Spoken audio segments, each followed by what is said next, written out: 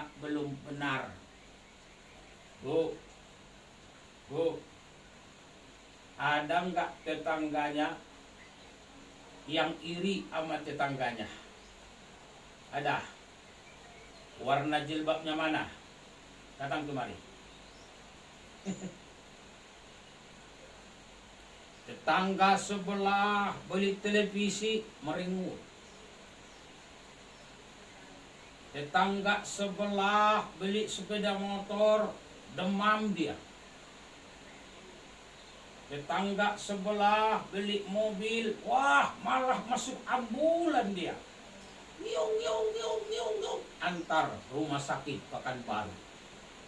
Sampai di rumah sakit Pekanbaru, dengar lagi tetangganya mendaftar haji. Wah, mati dia. Tetangganya datang bertanya sama dokternya, Pak Dok, kenapa nggak bisa ditolong saudara saya, Dok? Dia sakitnya cuma tiba-tiba, Dok. Tadi pagi dia nyanyi kampung, Dok.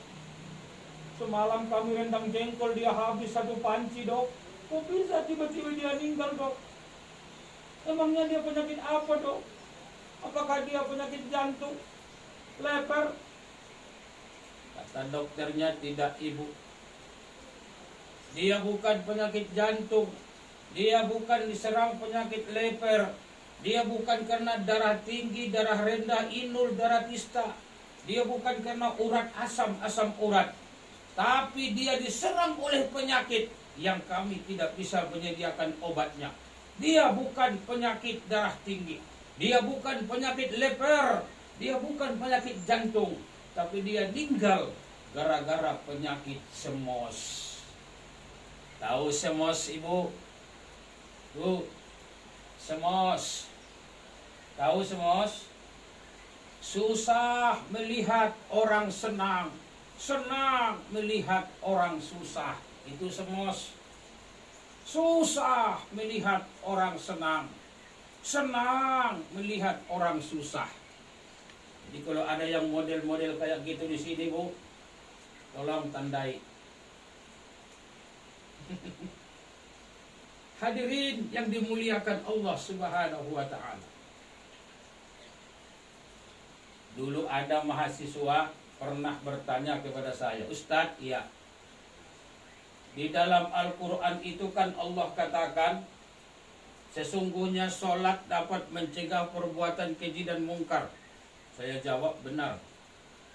Tapi kenapa ya Ustadz, dia bilang, masih banyak hari ini umat Islam yang sholatnya rajin sampai kadang-kadang ada 2 titik hitam di keningnya.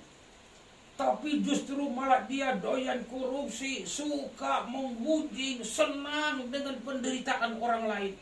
Sedikit pun sholatnya tidak bisa didampakkan di dalam kehidupannya.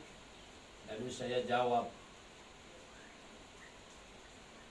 ada istilah mengerjakan sholat, tapi ada istilah mendirikan sholat. Orang yang mengerjakan sholat beda dengan orang yang mendirikan sholat.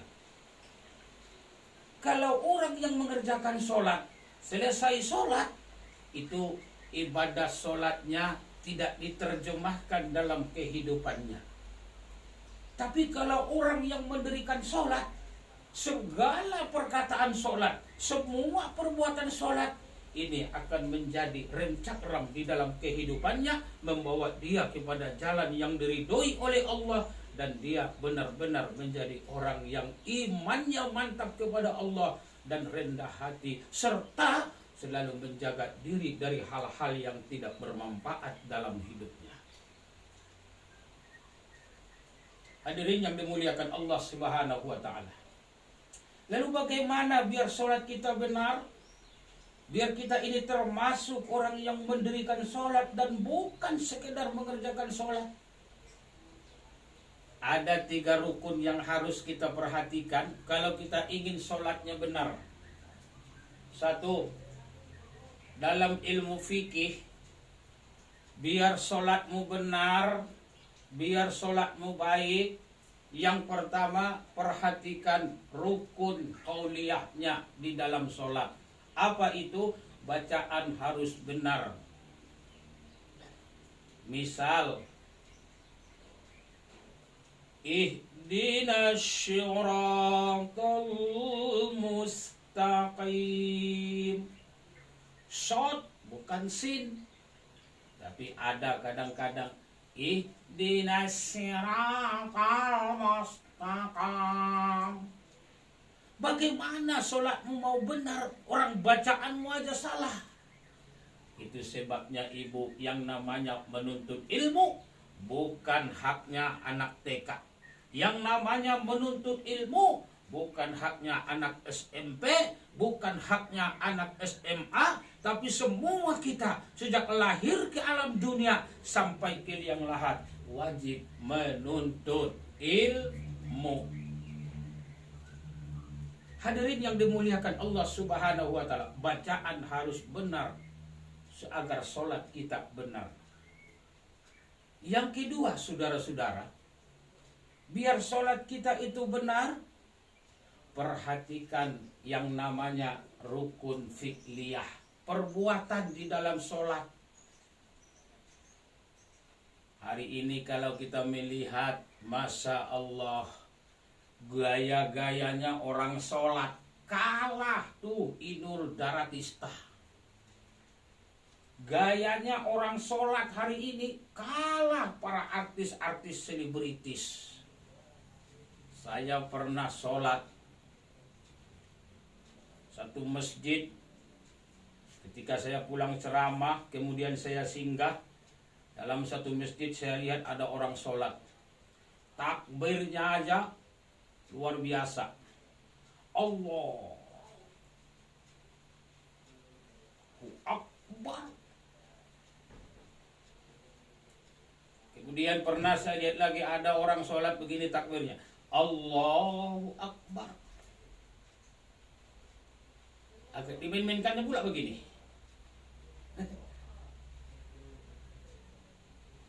Yang paling aneh lagi saya lihat kadang-kadang, saudara-saudara, ketika tahiyat, wah, telunjuknya ini, goyangannya ini luar biasa. Asyhadu an la ilaha illallah.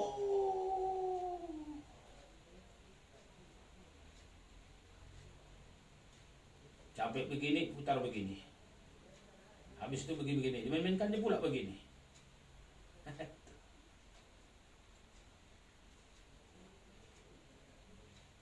Rukun fi'liyah, gerakan dalam sholat adalah termasuk kesempurnaan daripada ibadah sholat kita.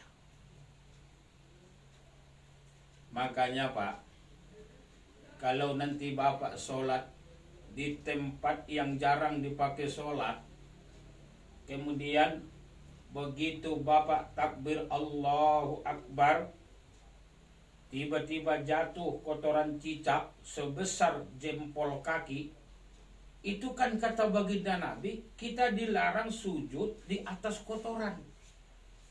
Jadi bagaimana mekanismenya? Silakan Bapak bergeser, tapi pakai adab. Bismillahirrahmanirrahim. Jatuh kotoran cicak sebesar jempol kaki, geser. Alhamdulillahirabbil alamin. Jatuh lagi, geser lagi. Ar-Rahmanir-Rahim. Jatuh lagi, geser lagi. Silahkan Bapak takbirnya di Masjid Istiqomah ini, nanti salamnya di padang borak, tidak apa-apa. Hadirin yang dimuliakan Allah Subhanahu wa taala. Lalu kemudian yang ketiga, agar sholat kita benar dan sholat itu membawa kepada keselamatan kita dunia dan akhirat. Dalam sholat ada istilah rukun qalbiyah. Di waktu sholat yang kita ingat cuma Allah. Tapi mohon maaf nih, terutama ibu-ibu,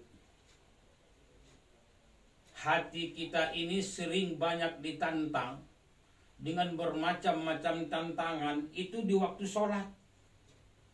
Boleh jadi yang kita cari berjam-jam nggak ketemu, nggak tahu kita di mana letaknya. Tapi begitu kita sholat teringat, oh kuncinya di sana rupanya. Dan ini adalah sesuatu tantangan hati kita. Kadang-kadang begitu kita sholat teringat, Allahu Akbar. Oh alah, jemuran masih di luar, hujan sudah turun, gimana ini? Akhirnya ingatan kita tidak khusyuk. Maka inilah yang disindir oleh Allah dalam Al-Quran. Wa ma kana sholatuhum indal baiti illa muka'an wa tasdiyah. Orang yang model-model seperti ini, sekalipun dia sholatnya di depan Ka'bah, dia bukan disebut sholat, tetapi dia hanya bersiul-siul dan bertepuk-tepuk tangan. Saya waktu kemarin ke Mekah, sengaja saya keliling mencari-cari orang yang sholatnya seperti ini. Allahu Akbar.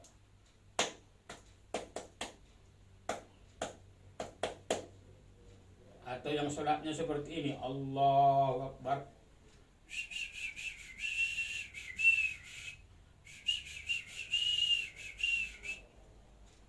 Ternyata satu pun tidak ada yang saya temukan. Tapi di Al-Quran ada. Wa ma kana sholatuhum indal baiti illa muka'an wa tasdiyah. Kamu itu walaupun sholat di depan Ka'bah, kamu bukan sholat illa muka'an wa tasdiyah, melainkan hanya bersiul-siul dan bertepuk-tepuk tangan. Ternyata yang bersiul bukan mulutnya, yang bertepuk tangan bukan tangannya, hatinya. Hatinya sujud di hatinya, ingatannya lari. Badannya sujud di atas sajadah, jasadnya sujud di sajadah, namun hatinya kucar-kacir kemana-mana.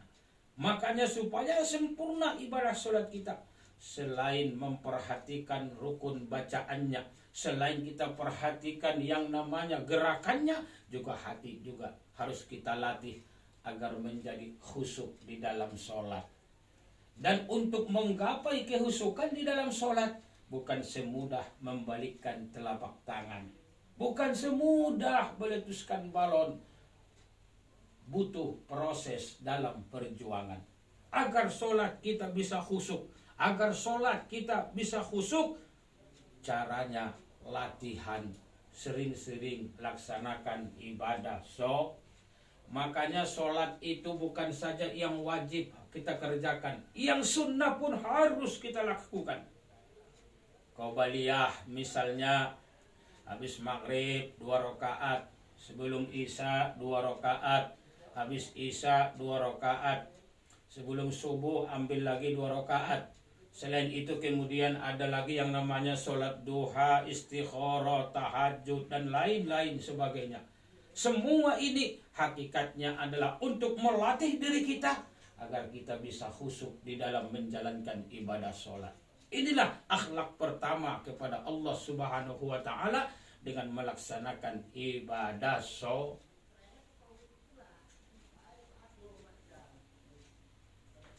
Gak ada alasan ibu kita tidak sholat, terkecuali lagi ganti oli buat ibu-ibu. Tahu ganti oli bu? Ganti oli tahu? Tanya ke bengkel. Kalau ini bapak-bapak nggak ada alasan ganti oli. Sholat wajib dilakukan berdiri betul dan tegak. Nggak sanggup, silakan sholat duduk. Duduk juga nggak sanggup, sholat silakan keadaan berbaring. Berbaring sudah tidak sanggup, telentang, telungkup, silahkan.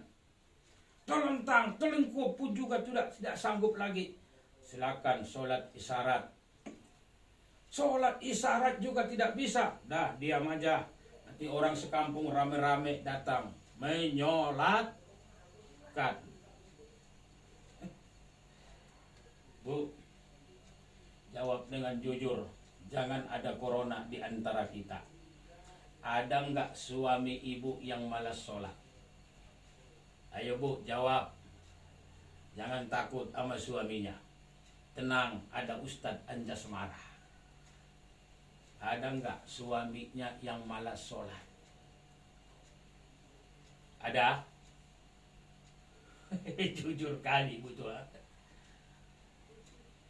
Bu, kalau suami malas sholat, gampang. Tidak usah minta talak 3. Tidak usah langsung minta cerai. Kalau suami ibu malas sholat, caranya gampang. Sindir habis-habisan. Tapi menyindir suami ibu jangan main keras-kerasan. Ini kadang-kadang ada istri sekali ngomong di depan suaminya sakit hati seumur hidup. Kata istrinya, "Pak, sholat. Tengok tuh Pak, di kepala Bapak uban sudah bertabur, gigi Bapak udah banyak yang gugur, mata Bapak udah kabur. Bentar lagi Pak, Bapak mati masuk kubur." Suami siapa yang tidak tersinggung ya Bu ya? Ya Bu ya.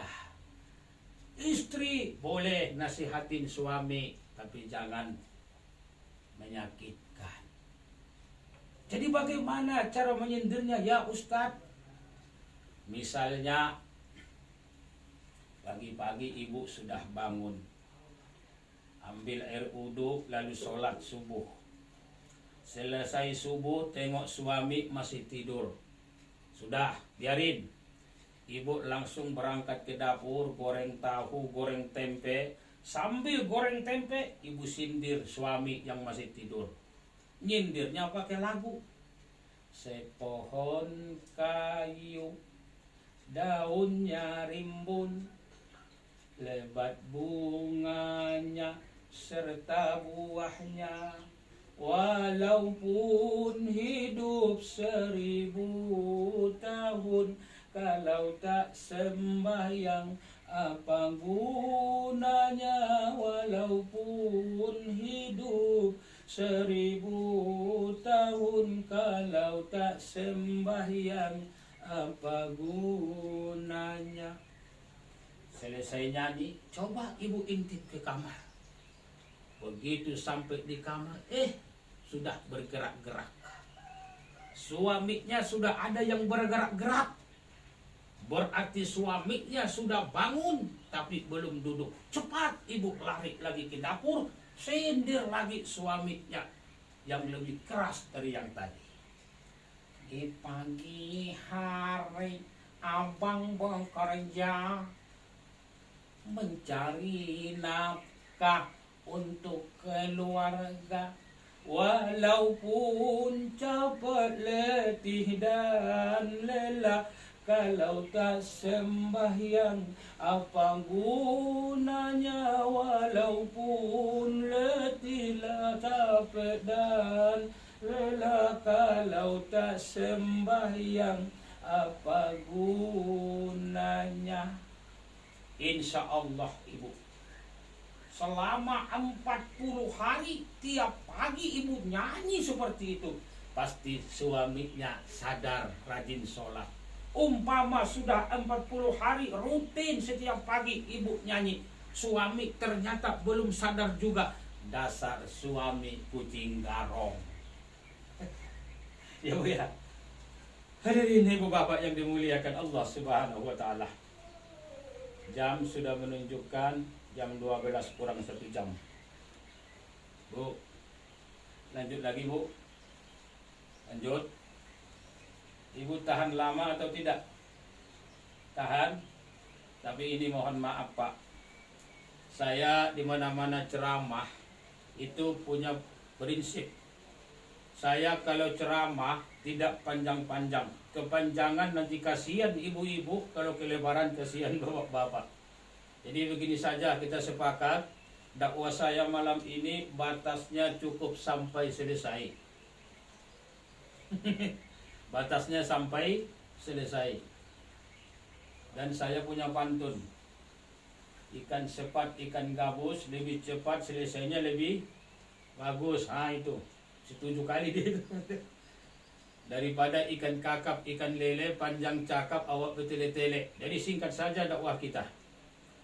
Ibu bapak hadirin yang dimuliakan Allah Subhanahu wa ta'ala. Anak muda, kalau kamu ingin selamat dari yang namanya narkoba, ingin terhindar dari yang namanya sabu-sabu, sholat jangan tinggalkan. Nih anak gadis, jadilah kamu anak gadis seperti buah durian. Tahu buah durian? Tahu? Tahu Ustadz pula yang ditengok.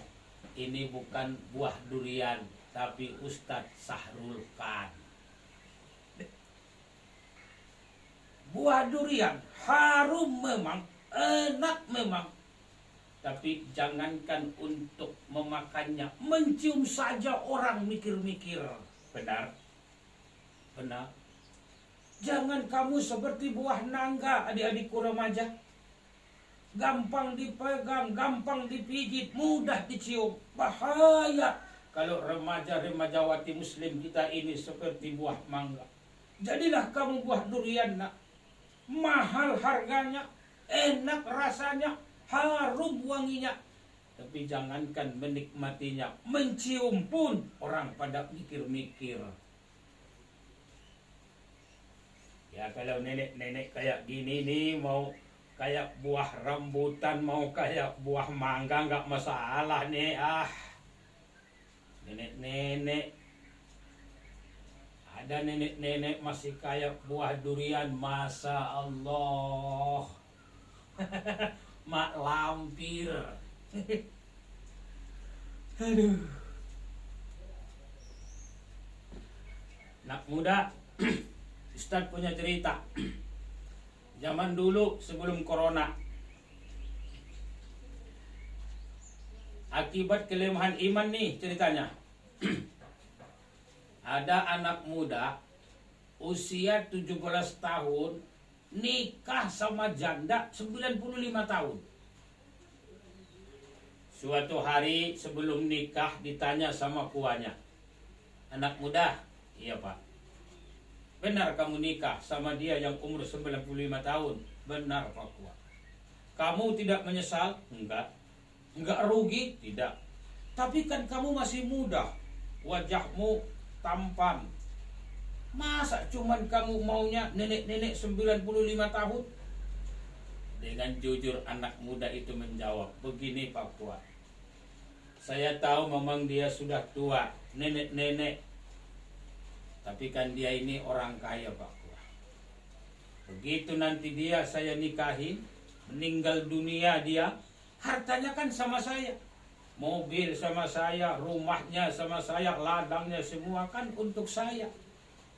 "Oh, jalan juga kepala otak kamu ya?" "Iya Pak Kua."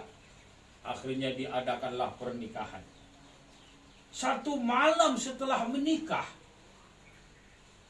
anak mudanya pangsan, larikan ke rumah sakit. Sampai di rumah sakit muntah, akhirnya meninggal dunia. Keluarganya bertanya, "Pak Dok, kenapa ini anak saya muntah lalu meninggal dunia?"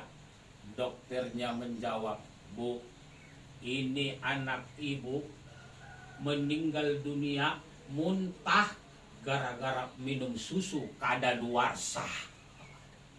Nenek-nenek disedot, ya Allah. Rusak segel Pak. Hadirin yang dimuliakan Allah Subhanahu wa ta'ala. Maka siapapun kita, jadikan sholat sebagai rem cakram dalam kehidupan kita. Suami yang sholat, rumah tangga akan bahagia. Bohong kalau ada orang bilang, "Si Polan rumah tangganya bahagia loh. Mobil punya, rumah besar, uangnya berlipat-lipat, bahagia loh." Belum tentu. Berapa banyak hari ini orang kaya, walaupun hartanya banyak, uangnya banyak, tapi rumah tangganya berantakan. Akibat di rumah tangga tidak ada ibadah yang mereka lakukan, seperti sholat untuk menjadikan diri mereka agar benar-benar beriman kepada Allah. Hadirin ma'asyiral muslimin, pencinta dakwah Islamiyah yang saya muliakan. Belum lama kemarin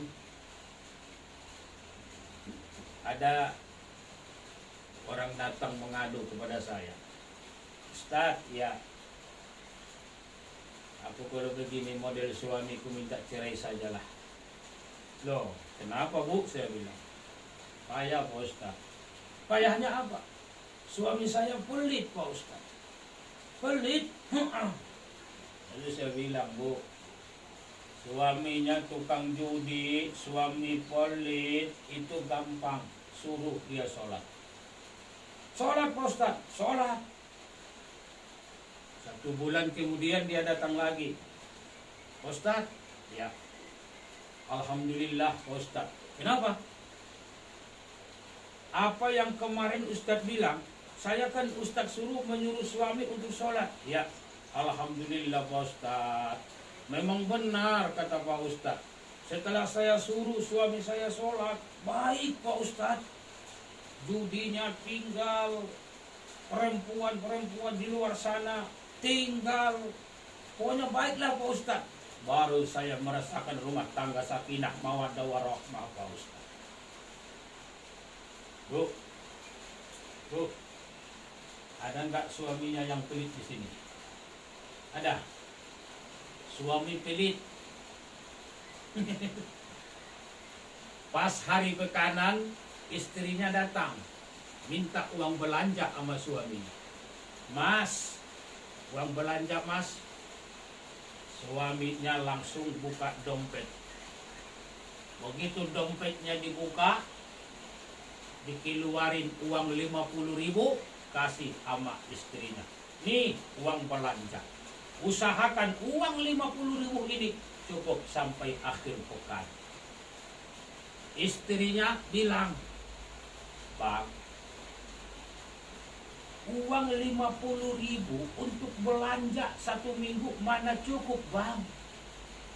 Kata suaminya, saya gak mau tahu mau cukup atau tidak. Pokoknya nih cuman 50.000.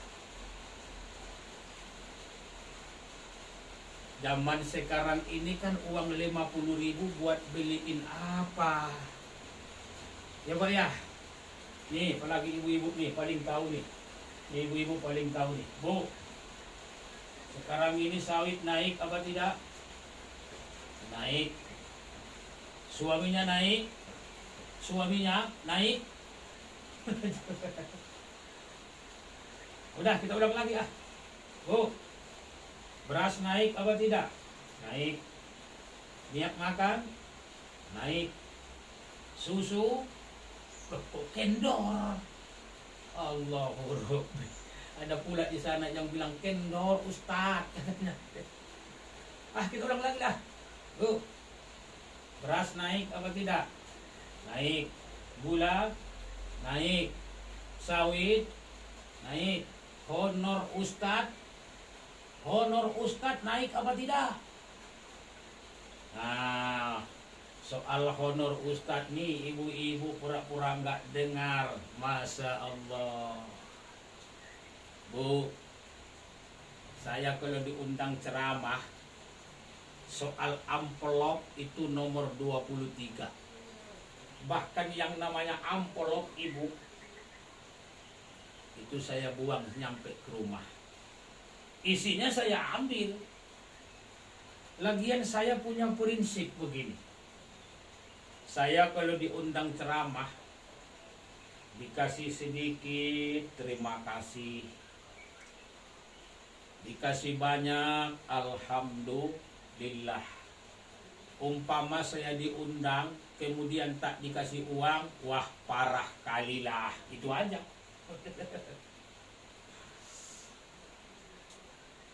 Ibu bapak hadirin yang dimuliakan Allah Subhanahu wa ta'ala. Sholat adalah dapat mencegah perbuatan keji dan mungkar. Rumah tangga akan sakinah mawaddah warahmah. kalau sholat sudah sama-sama dilaksanakan. Anak muda akan terarah hidupnya jauh dari narkoba, jauh dari sabu-sabu kalau sholatnya sudah benar. Para pejabat tinggi, pejabat menengah, siapapun yang menjadi atasan, kalau sholatnya sudah benar, insya Allah jauh dari korupsi, jauh dari nepotisme, dan jauh daripada kesombongan. Benar, inilah yang harus kita tanamkan di dalam diri kita. Anak muda, remaja-remajawati, dan kita sebagai suami, ibu-ibu sebagai istri, jadilah kita orang-orang yang benar di dalam melaksanakan sholat. Marilah kita bangunkan diri kita untuk menjadi orang-orang yang benar sholatnya di hadapan Allah Subhanahu wa ta'ala. Mungkin ini saja yang dapat disampaikan, berhubung waktu dua yang membatasi kita. Kusangka terbit bulan purnama, ternyata bintang tak muncul jua. Ini sajalah tausiah dari saya, semoga Allah memberkahinya. Kue bangkit si kue loyang, kacang tojen si kue bawang, itulah kue-kue kita semua di hari Lebaran. Kalau ada jarum yang patah, siapa yang matahin? Kalau ada kata yang salah, mohon maaf lahir dan batin. Kalau ada jarum yang patah, jangan dibuang ke parit-parit. Kalau ada kata yang salah, janganlah pula diungkit-ungkit. Kalau ada sumur di ladang, pasti petani banyak kerjaan. Kalau ada umur yang panjang, insya Allah kita bersua kembali pada waktu yang akan datang. Kalau ada sumur di ladang, bolehlah ibu menumpang mandi. Kalau tak ada sumur di ladang, jangan pula ibu tak mandi-mandi. Buah durian, buah kedong-dong, cukup sekian dulu dong. Billahi taufik wal hidayah. Wassalamualaikum warahmatullahi wabarakatuh.